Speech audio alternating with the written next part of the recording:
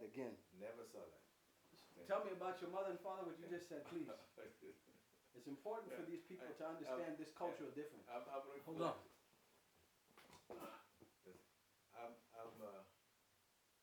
Okay. So, Yeah, speak a little bit. yeah, Just speak a little. I want to make sure this is loud enough. yeah. Can you hear me? Go Can ahead. you hear? All right. Yeah, I see the levels. Okay. Okay. You said back home. Yeah. You know, when I was growing up, it's interesting what I see in this culture because a lot of things are very different from my culture. And speaking from my own personal experience, and this is not even a tribal thing. This is just me, what I remember growing up in the Okeo home at Kasiamba village. I know my parents cared about one another. You know? Even though my father was a polygamist, he had four wives. I know he cared about my mother because my mother was the first, was the elderly wife. Okay. And the elderly wife is the one with the power. Sure. She's the one who says yes or no to the other wives. Okay. Some of them she initiated, like the one who's alive right now, our stepmother, was her cousin. Okay. 2 years, almost 2 years, nearly 2 years out before she died, she convinced my father to marry her cousin who was about 19 years old. Wow. Okay? And then she died. It's almost like she knew she was going to die. I know she didn't, but that's how God works. Sure. But I know that my parents cared about each other. You can even use the word love. I know they loved each other. But you see, when you use the word love, here, what I've noticed, it combines the touching, Mm-hmm. touchy, kissy. Mm-hmm. That's part of love. But I've never saw it all through the time, the life when my parents were alive. I never saw my father and my mother hug, kiss, or say anything about loving you. Mm. She just served what a wife was serving in those days in that culture, which is she was loyal to him. She cared for us when he's gone fishing or hunting or farming or grazing the livestock. When he came home, she made sure there was food for him. There were times when there was not enough food to go around.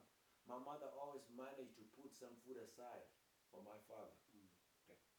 So she would take, the bones of a cow that were left. The meat is gone, but you take the bone, break it, and use the marrow, and things like what we call here. What do you call this vegetable that they try to identify with southern cooking? Collard green. Yeah, collard green. We call it sukuma wiki. Okay. In Kenya. Sure. Because sukuma wiki is a Swahili word for pushing the weak. Okay. Because you want the weak, because during the week you have no money, no food, so these things last. Push sukuma wiki. So you can eat sukuma wiki with maragwe, which is beans. Okay. Now, if there was no fish, no meat, but whenever there was aspect of meat left, there was a cow, a goat that was there, but the meat is gone, my mother would break the bone and cook it with this sukuma wiki. And give it to us, the kids, to eat. The little fish that was left, she would cover somewhere until my father comes. Sometimes my father wouldn't even come for lunch, but that food would be waiting for my father. There were no refrigerators, no microwaves.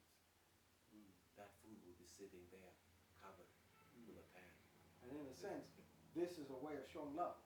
This is the way of showing love. And my father's way of showing love is to make sure that he was dedicated to be out there in the field, be at the lake.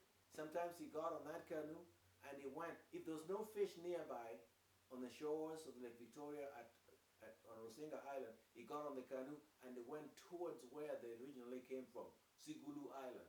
Sometimes the water will get so rough because in the afternoon Lake Victoria is just like the ocean. It gets very rough. Okay? So little canoes cannot travel. So they will stay on those islands overnight. When he's over there, he's thinking about his wife or wives. First wife first to think about. because she's the one, while it's gone, she's the one managing the home. Okay. See, these are things I learned. And I noticed them, but they didn't mean much when I was younger. But they meant a lot after I lost my parents. Sure. I started learning about it. And things I didn't understand, by the way, when I came to America, I learned them by taking classes like cultural anthropology. Mm. Yeah. Like the reason behind polygamy. Why did my father feel that him and other relatives, people like him, why did they need more than one wife? Stop there. The battery dying.